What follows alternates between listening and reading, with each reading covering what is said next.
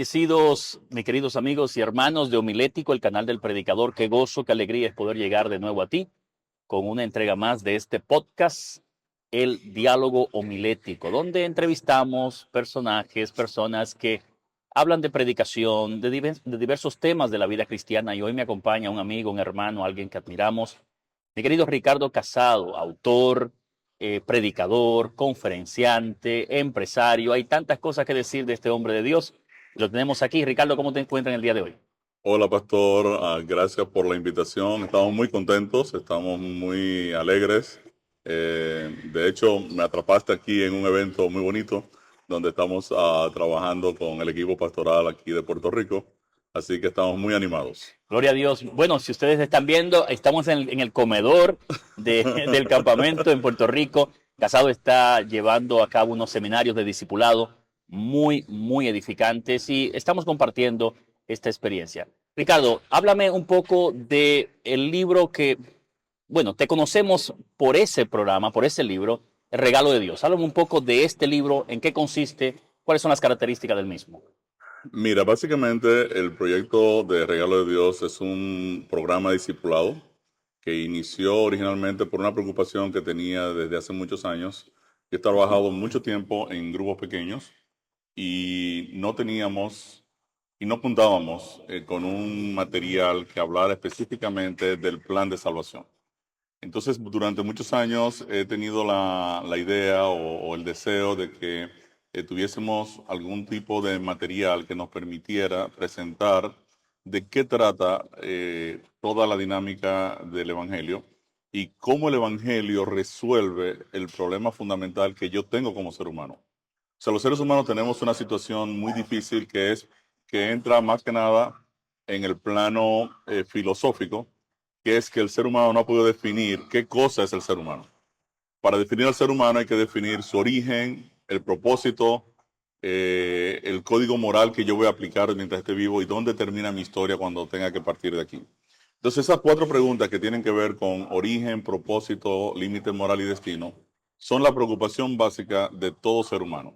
Y el Evangelio viene a darle respuesta al hombre o a la mujer porque define, número uno, nuestro origen. Somos criaturas de parte de un Dios que nos creó para que testifiquemos de su gloria como creador, nos dio un código moral basado en el amor y finalmente Dios tiene una propuesta de vida eterna para aquel que ha recibido el Evangelio y lo ha aceptado por medio de la fe. Amén, gloria a Dios. Ricardo, he visto el énfasis que tú haces en el discipulado y es muy marcado en tus exposiciones, cómo repites que somos llamados a ser discípulos y que si no estamos haciendo discípulos, no estamos cumpliendo con el mandato cristiano o con lo esencial de la vida cristiana. ¿Cuál es el concepto que tienes de discipulado o que bíblicamente has aprendido acerca de este tema? Mira, pastor, recuerdo mi experiencia en grupos pequeños, en enseñanza del plan de salvación, amigos y relacionados y demás. Yo me he dado cuenta de que la manera más efectiva de tú poder alcanzar a las personas es a través de una relación personal. Discipulado básicamente apunta a una relación estrecha entre la persona que tiene la verdad y la persona que necesita la verdad. De hecho, la sierva del Señor indica que Dios va a poner aquellos que andan en busca de la verdad, los va a poner en contacto con aquellos que tienen la verdad. Y yo creo que la forma en la que nosotros podemos ser efectivos de explicarle el plan de salvación a nuestros amigos, nuestros familiares, nuestros relacionados, es por medio de un programa de discipulado. ¿Por qué? Porque cuando nosotros estamos tratando de presentar alguna verdad particular de la salvación a una persona que no conoce a Dios, lo primero que esa persona hace es argumentar. Y entonces buscar la manera de decir, bueno, pero las cosas no son así o son asá. Entonces, la Biblia, dice el apóstol Pablo en Timoteo, es útil para redarguir, es útil para derribar argumentos. Entonces, la forma en que una persona que recibe un mensaje puede realmente conectar con la verdad es cuando la persona argumenta y nosotros con la palabra le podemos entonces responder. Una persona puede escuchar una prédica excelente y probablemente se le generen muchas preguntas cuando escuchó la prédica, si no tienen la oportunidad de conectar de una manera ya, no necesariamente en una iglesia, sino de una manera más informal, poder hacer esas preguntas y recibir respuestas, muy probablemente la persona no va a tener una visión integral del Evangelio. Y yo creo que el discipulado viene a afectar precisamente ese aspecto de la dinámica del aprendizaje. El Señor Jesús nos dio la instrucción de ir y hacer discípulos, porque Jesús sabía muy bien que incluso para personas creyentes toma tiempo hacer cambios en sus esquemas, en sus estructuras, en sus contextos, en sus historias, porque obviamente los seres humanos venimos arrastrando toda una historia, todos unos contextos que afectan al final nuestra dinámica de vida. Entonces el discipulado nos permite a nosotros, digamos, escuchar a las personas, escuchar sus preguntas, escuchar sus posiciones, y entonces nosotros con la palabra poder entonces clarificarles y guiarlos a una relación perfecta con Jesús. Estamos diciendo que el discipulado es ese proceso donde el nuevo creyente llega a desarrollar una relación con Cristo que lo prepara para qué, No, Ricardo. lo habilita en un conocimiento pleno de la salvación y lo convierte a su vez en un maestro para discipular a otros. Porque el esquema del discipulado tiene la ventaja fundamental de que la persona empieza a aprender cómo ha sido discipulado y entonces utiliza ese mismo esquema para compartir el mensaje con sus amigos, sus relacionados, sus familiares. Y eso produce en la dinámica del Evangelio un crecimiento exponencial. Bueno, Ricardo, dijiste algo que a mí me impactó y lo vi revolucionante, ya que hay libros, charlas, videos, seminarios, clases de retención de nuevos creyentes. Y dijiste algo allí que fue una bomba de tiempo. Ricardo, hablaste de que en el discipulado el tema de la retención no es relevante. No es relevante, pastor. Eso, explícanos para nuestros amigos de nuestro canal. A ver, cuando tú conectas a una persona con la verdad, que es lo que Dios nos pide, el Señor Jesús le dice a la mujer samaritana en el pozo, nuestro Padre anda buscando adoradores que lo adoren en espíritu y en verdad. Nosotros, obviamente, como iglesia adventista, yo entiendo claramente que nosotros tenemos una estructura doctrinal anclada totalmente en la verdad. Entonces, ¿qué pasa? Cuando tú logras, a través de una, digamos, metodología, porque el Evangelio hay que enseñarlo en la secuencia correcta. Primero yo enseño la salvación, luego enseño la obediencia, no es al revés. Yo no puedo enseñar la obediencia para luego tratar entonces de presentar a Cristo, sino una vez yo presento el plan de salvación y luego presento cómo el Espíritu de Dios me va a guiar en la ruta de la obediencia. Entonces cuando yo enseño toda esta mecánica y la persona ahora viene a conectar con la verdad, ya para mí no es relevante si está como miembro de mi iglesia particularmente o se mudó a otra iglesia. ¿Por qué pasa, pastor? Una persona, tú le predicas hoy, se bautiza en tu iglesia y mañana se muda a Estados Unidos o se muda a Puerto Rico o se muda a otro país. ¿Qué es lo importante? ¿Que era miembro de tu iglesia? No, lo importante es que él anda con la verdad. Y algo muy interesante que lo aprendí en la relación de Jesús con la mujer samaritana, Jesús le dice, mira, mujer, va a llegar un momento en que no se va a adorar a Dios ni en Jerusalén ni en Samaria. O sea, donde quiera que haya un creyente lleno de la presencia del Espíritu de Dios, ahí hay una iglesia. Ahí Amén. se va a poder presentar el Evangelio, ahí se va a poder presentar la verdad, ahí se va a poder llamar a los perdidos a salvación. Y yo creo firmemente que cada miembro de iglesia es potencialmente una iglesia en sí mismo. Gloria a Dios. Hablaste presentas en tus seminarios acerca del concepto exponencial del discipulado. ¿Puedes en pocos minutos abarcarnos esa idea? ¿Qué significa este concepto exponencial del discipulado cristiano? Bueno, hay una historia muy famosa que tú debes conocerla cuando se trata de una leyenda acerca del ajedrez, del inventor del ajedrez, que el rey se enamoró del juego y le dijo, óyeme, pídeme lo que tú quieras. Y el tipo dijo, no, yo lo único que quiero es que tú me des un granito de trigo por el primer cuadrito del tablero de ajedrez y tú me vas a duplicar los granitos de trigo en cada una de las piezas. Entonces, en el primer cuadrito me pones un granito, en el segundo 2, en el tercero 4, ¿verdad? 8, 16, 32 y así sucesivamente. Y el rey le dice a los servidores, tráiganle un saco de trigo y resolvimos. Y dice, no, yo prefiero mejor que lo calculen. Y el rey se da cuenta que los tipos se pasan 2 días calculando y no le dan el número final de trigo. Resulta que la cantidad de trigo que se requería para cumplir esa demanda era toda la India, como casi 2 metros de altura de trigo, y todavía no era suficiente. Todavía no era suficiente. Entonces, ese es el esquema del Evangelio. Cuando tú conectas con un grupo de personas, digamos, que fue lo que Jesús hizo, digamos, discipuló 12, y estos a su vez discipulan otros 12, y aquellos a su vez 12, entonces tú tienes un efecto exponencial de multiplicación del Evangelio, que cuando lo formulas matemáticamente es 13 a la n. O sea, 13, 169 y por 13, por 13, por 13.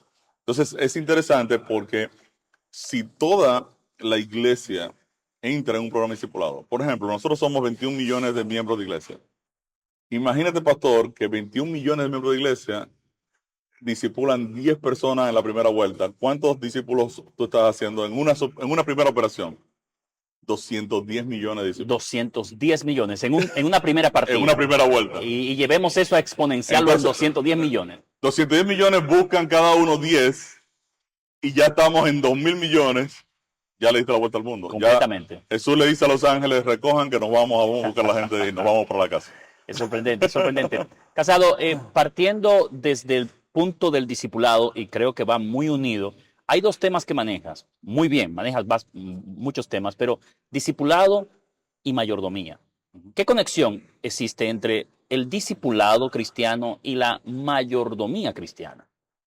Yo creo, pastor, que típicamente nosotros vemos la mayordomía como un elemento relacionado solo con diezmar y ofrendar. Mayordomía está relacionado con la administración de la vida. Un creyente, y nosotros entendemos el proceso de la santificación, como adventistas del séptimo día, nosotros entendemos la salvación en 3 fases. Justificación, lo que Cristo hace por mí, paga por mi condena de muerte. Cuando creo y me bautizo, ahora Dios coloca al Espíritu Santo a morar en mi vida. Teóricamente, ¿verdad? Teóricamente en el Evangelio, es el Espíritu de Dios quien dirige la vida del creyente. Si el Espíritu de Dios dirige la vida del creyente, entonces lo que estamos diciendo es que mi dinámica administrativa y mi dinámica funcional como creyente ya no le está controlando Ricardo, sino el Espíritu de Dios. En esencia, no funciona así porque nosotros entramos siempre a obstaculizar, ¿verdad? A veces yo sé que el Espíritu quiere que yo haga una cosa, pero yo quiero hacer otra. Y entonces, aunque soy creyente, el Espíritu respeta mi libertad de o aceptar su posición o aceptar la mía. Pero en esencia, cuando hablamos de mayordomía cristiana, estamos hablando de una mayordomía, de una administración guiada por el Espíritu de Dios en la vida del creyente.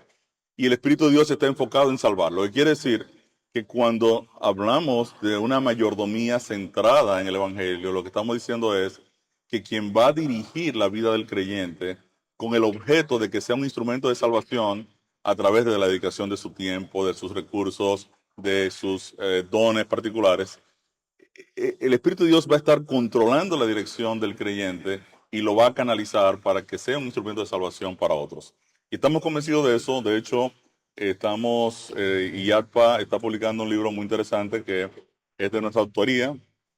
Va a salir ahora en el mes de enero. Se llama Prosperidad Verdadera. Y es un libro, ¿verdad? Es un documento que conecta, ¿verdad?, los elementos de mi administración personal con la dinámica de la salvación. La Biblia dice que Dios quiere que todos los hombres sean salvos y que vengan al conocimiento de la verdad. Y si Dios es el que provee los recursos y pone el dinero en la mesa, lo lógico sería que si yo soy el administrador, yo invierta y mueva las finanzas y la mayordomía en la dirección del dueño que está colocando los recursos. Bueno, gloria a Dios, bendito sea el Señor. Amigos, estamos aquí en su canal Homiléticos, el canal del predicador, en una entrevista sobre predicación y discipulado con nuestro querido Ricardo Casado. Ricardo, vamos entonces al tema de la predicación y el discipulado. ¿Cuán importante es que el predicador entienda que su ministerio no es tan solo dar un sermón, sino ir edificando una comunidad para el discipulado a través de la predicación? Algunas personas, pastor, piensan que nosotros estamos en contra de la predicación o en contra de las conferencias. Nosotros entendemos muy bien que en la dinámica de presentación del evangelio es como la siembra. O sea, yo debo primero sembrar y luego yo cosecho. Cuando la iglesia, a través de un programa de discipulado, disipula relacionados, digamos que tú tienes una iglesia con 20, 30, 40, 50 miembros, una iglesia de 50 miembros, pastor, que donde cada uno de estos 50 miembros disipula 10 personas, tú estás dando 500 estudios bíblicos. Quiere decir que cuando ha pasado un tiempo donde este estudio ha calado en la mente de las personas que lo están tomando, ahora entra la predicación, viene ahora la etapa de la cosecha. Entonces la cosecha siempre tiende a ser exitosa cuando la siembra se hizo correctamente. Y yo creo que es aquí donde la predicación juega un factor fundamental. Creo, finalmente, que nuestros predicadores, cada vez que tienen la oportunidad de presentarse en un púlpito, ¿verdad? Dios le ha dado esa oportunidad, pues deben aprovecharla para, de una u otra forma, conectar a la audiencia con el plan de salvación. Conectarlo con lo que Cristo ha hecho en favor de cada una de las personas que están visitando. Y yo creo que cuando la predicación está centrada en la mecánica de la salvación, al igual como debe estar la mayordomía, entonces nosotros estamos literalmente obrando bajo el esquema o la voluntad de nuestro Dios. Casado, has hablado en la entrevista acerca de discipulado, pero lo has conectado con el evangelio, con doctrinas fundamentales. ¿Cuáles son esas creencias, doctrinas o conceptos teológicos que el predicador que quiere discipular a través de su exposición o su predicación debe tomar en cuenta cuando va a predicar? Mira, pastor, para mí yo creo que uno de los mejores modelos que debe seguir todo predicador es el modelo del santuario.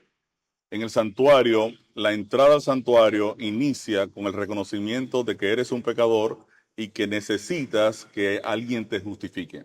En el santuario, el pecador era justificado por la sangre del cordero que moría en lugar del pecador por su pecado. Quiere decir que la primera fase de la predicación debe poder demostrarnos a lo que estamos escuchando la prédica nuestra real condición de que somos pecadores necesitados de salvación. Luego, la siguiente fase del santuario es el lavacro. Una vez yo he reconocido a Jesús como mi salvador personal, he reconocido que me ha perdonado, me ha justificado. Justificar significa pagar legalmente por los pecados, por las faltas de otros. Jesús pagó por mis pecados y murió en mi lugar y me entregó a cambio de su vida eterna. Cuando he creído eso, entonces participo del bautismo, donde estoy decidiendo morir a la vieja vida y resucitar una nueva vida en Cristo. Una vez eso ocurre, el Espíritu Santo viene a morar en nuestras vidas y ahora el Espíritu Santo comienza a guiarme en la dinámica de la oración, del estudio de la palabra y de la testificación. Eso se ve claramente en el lugar santo. Y finalmente el Señor me va a llamar, ¿verdad? Cuando Cristo venga a vivir eternamente con Él, ya una vida totalmente en armonía con la santa ley de Dios, con el carácter de Dios, en la presencia de Dios, representado ya en el lugar santísimo. Quiere decir que la secuencia de justificación, santificación y redención, esa secuencia está claramente expuesta en la estructura del santuario. Y yo creo que es una buena, es un buen esquema para cualquier predicación, no importa qué figuras tú vayas a utilizar para explicar el proceso o qué historia bíblica lo vayas a utilizar, pero es importante que la persona entienda que la obra de salvación no es una obra del ser humano, es una obra donde Cristo protagonizó la justificación, el Espíritu Santo protagoniza la santificación y Dios el Padre protagoniza nuestra redención y glorificación. Casado, una de las cosas que los predicadores se preguntan es dónde conseguir recursos para poder predicar o exponer sermones que edifiquen a la iglesia en el discipulado cristiano. Y digo esto porque tuve el privilegio de leer El regalo de Dios. Y es un libro, más que un libro, es una guía donde encontramos la exposición bíblica, la explicación teológica, la aplicación de la verdad, incluso ilustraciones al inicio y al final de cada capítulo para que el lector pueda comprender el tema que se está tratando. Casado, ¿cómo este libro, El regalo de Dios, puede ser un recurso sistemático para la predicación en la iglesia o también para la predicación evangelística? ¿Cómo podemos utilizar el libro? Sí, nosotros ahorita, pastor, estamos trabajando todo el proyecto del programa de discipulado, tanto a nivel del manual como a nivel de las presentaciones. Los PowerPoints o los keynotes del proyecto son muy interesantes. Estamos hablando de más de 5,000 slides de PowerPoint que acompañan al libro y son gratis, se descargan gratuitamente. Quiere decir que cualquier persona puede descargarlos, puede estudiarlo o sencillamente pueden contactarnos y nosotros también ayudarlos. Tenemos algunos videos donde se presentan de forma, digamos, también ordenada cada uno de los temas para que las personas que quieran, digamos, profundizar un poco más en la estructura de la salvación puedan tener acceso y puedan aprender cómo compartir el Evangelio con otros. El plan de Dios, pues, no es solo el manual, es todo un sistema donde también nosotros estamos enseñando a las personas a cómo tener el tacto, pastor, porque evangelismo tiene mucho que ver con relación y con el tacto. Hay momentos en que hay cosas que yo no le voy a decir a un amigo de otra denominación porque todavía él no está en el momento para yo conectarlo con una verdad particular hasta que él no pase el proceso de ir entendiendo dentro de un contexto la estructura del evangelio. Entonces, todo eso yo pienso que se aprende básicamente en la experiencia. Yo nunca escribiría un libro de discipulado porque yo creo que el Espíritu de Dios, cada discípulo lo maneja de una manera totalmente distinta. Puede ser que tú tengas un encuentro con un amigo, puede ser que en un supermercado estás comprando algo y el Señor te pone una persona, le dijiste algo y la persona ahora se interesa. Ah, ¿usted es pastor? Sí, yo soy pastor. Ah, de la iglesia adventista. Oh, ¿y cómo yo pudiera aprender tal cosa? Ya ahí tú conectaste y ya quizás eso produjo finalmente un estudio bíblico que a la persona le va a permitir conocer a Jesús. O sea, la mecánica de cómo contactamos las personas, yo estoy convencido que es una operación directa del Espíritu de Dios, que va a funcionar siempre y cuando yo esté disponible o mi mente siempre esté disponible o enfocada a compartir el Evangelio. Casado, el objetivo de un discípulo es reproducirse y formar discípulos. Dijiste en la exposición que tuviste hoy con los pastores que has escogido 12 personas que lo consideras tus discípulos. ¿Cuál es ese proceso de elección? ¿Cómo podemos nosotros comenzar a elegir o divisar personas para ir formándolo en lo que es el discipulado cristiano? Es una buena pregunta porque, por ejemplo, yo tengo un gerente de banco que aprecio muchísimo. Un día fui y me senté con él eh, eh, a veces yo provoco, ¿verdad?, hablar del tema espiritual y muchas veces lo que hago es que voy donde, en este caso, mi gerente amigo y le digo, te voy a hacer un regalo. Me dice, ajá, ¿cuál es? Digo, bueno, yo escribí un manual sobre discipulado, sobre el plan de salvación. Tú aceptas que te lo regale. Claro, este tipo es mi amigo, es mi gerente, una persona que me aprecia y todo. Cuando le hago el regalo y él ve el título, el plan de Dios, su mayor regalo, comienza a verlo. Entonces me dice, wow, tú sabes que qué bueno que tú llegas, te quiero hacer una pregunta, ¿no? Entonces me hace una pregunta. Entonces ya yo noto que hay un cierto interés en cosas espirituales de parte de esa persona y que hay una cierta necesidad. Entonces ahí yo digo, ok, esta persona va a ser una de las personas que voy a escoger como discípulo porque tiene la necesidad y es mi amigo y es una persona que yo puedo trabajar y va a tener la confianza o la fe de que yo le voy a estar diciendo la verdad, le voy a estar diciendo de manera correcta, ¿verdad? Mi pensar, mi sentir y funciona muy bien. Te das cuenta luego en otra oportunidad que el tipo te hace otra pregunta. Ya un día yo lo invito a comer, le regalo un libro cristiano que sea relevante en el tema del Evangelio. Entonces comienza ese proceso, digamos, de relación hasta que ya yo encuentro con algunas preguntas que le hago a la persona y le digo, ¿por qué no te das la oportunidad de estudiar un poquito más a fondo el plan de salvación? Y eso es posible, claro, yo estoy disponible, tú me dices en qué horario, y entonces ya ahí conectamos para entonces explicarle ahora el Evangelio. Y funciona muy bien. Funciona muy bien porque cuando tú escoges como discípulos personas que no tienen muros, porque son tus amigos, son tus relaciones, entonces el tema fluye, o sea, automáticamente fluye y con el tacto apropiado uno le pide al Señor, le pide dirección de qué debo decir, cómo debo manejar, cómo debo explicar. Entonces uno comienza a darse cuenta que el Señor comienza a operar en la vida de esta persona, ¿no? Bendito sea el Señor. Bueno, amigos, hemos llegado a la parte final de nuestra entrevista hoy sobre discipulado y predicación. Y no podemos terminar esta entrega sin preguntarle a nuestro invitado qué consejos, qué recomendaciones le daría a usted a un predicador, un pastor, alguien que está comenzando a predicar o que es experimentado en el púlpito, sobre qué cosas debe tener en cuenta en su predicación para el discipulado.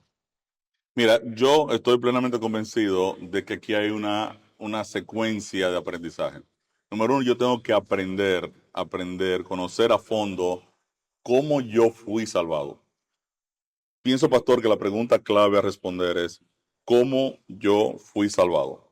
Hoy en día en nuestra iglesia, y tú sabes que se está moviendo un poco el tema de teología de última generación, donde se está presentando que yo me salvo o que yo tengo que producir impecabilidad para lograr la salvación. Cuando tú escuchas esas posiciones, te das cuenta de que en realidad las personas que están presentando esto, en realidad están bastante fuera del concepto básico del Evangelio que me dice que Dios me salvó y el texto está, el verbo está en pasado, me salvó. O sea, la salvación es algo que ya Dios obró en favor de la humanidad y espera mi respuesta de aceptarla o rechazarla, pero la salvación es algo, ¿verdad? Efectuado y realizado de parte de Dios en favor de la humanidad. Entonces, la persona que va a enseñar, ya sea a través de la predicación o a través de un programa discipulado, debe procurar entender bien cómo Dios nos salvó, por qué nos creó, por qué nos metió en esta situación, por qué Dios cuando me creó en una condición en la cual luego Él tenía ahora que redimirme. O sea, yo tengo que entender, digamos, hurgar en el pensamiento de Dios para saber cuál era el propósito de Dios cuando decidió nuestra creación y entonces una vez yo tengo la idea de qué es lo que Dios ha hecho en mi favor y cómo ha operado en Cristo para rescatar mi vida eterna. Entonces ahora tengo una visión integral de la salvación, ahora yo puedo compartirla. Y esto es bien importante porque cuando nosotros entendemos que no logramos la salvación, sino que la salvación es un proyecto de Dios en favor nuestro, entonces yo puedo descansar. Puedo descansar porque ya yo sé que con Ricardo no puedo contar, que es lo que tengo que dejar a un lado a Ricardo y entonces seguir la dirección del Espíritu de Dios en mi vida.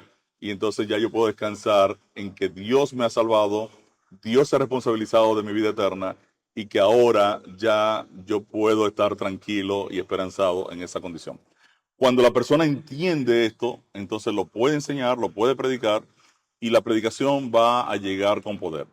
Va a llegar con poder porque ahora la predicación se va a centrar en Jesús, en el Espíritu de Dios, en la obra de Dios en favor nuestro, no en Ricardo, en el ser humano o en la persona. Gloria a Dios. Bueno, muchas gracias, Ricardo, por tu tiempo. Hemos sido muy edificados en esta entrevista y espero, querido amigo y hermano de Homilético, querido predicador, que puedas poner en práctica estos consejos sobre predicación y discipulado.